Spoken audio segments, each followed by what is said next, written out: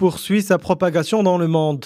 Aux États-Unis, le nombre de cas de contamination est actualisé pratiquement toutes les heures. Ce mardi, le pays a enregistré 2751 décès supplémentaires en 24 heures et 800 000 cas au total recensés. C'est l'un des pires bilans journaliers, mais les autorités ne sombrent pas dans le pessimisme.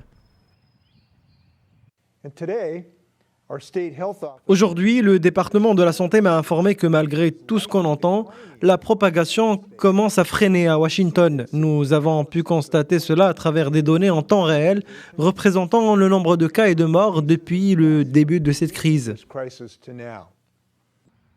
Selon les bilans officiels communiqués par chaque État, les États-Unis sont de loin le pays le plus touché, tant en nombre de morts, 44 845 au total, que de cas diagnostiqués, plus de 820 000. L'État de New York demeure l'épicentre de la pandémie dans le pays avec près de 257 000 cas confirmés. Le gouverneur de l'État new-yorkais s'est entretenu avec le président Donald Trump.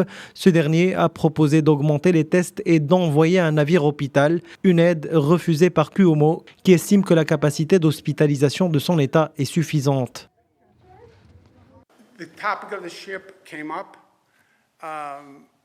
Nous avons discuté, Trump et moi, de la situation et nous avons évoqué le navire hôpital nommé Comfort. Je lui ai fait savoir que pour le moment, nous n'en avons pas vraiment besoin.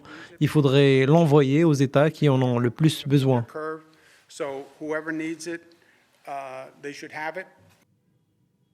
La situation s'améliore dans l'État de New York, qui compte à lui seul plus de 14 000 décès liés à la maladie, ainsi qu'à Chicago, Boston, la Nouvelle-Orléans et dans l'aire urbaine de Détroit.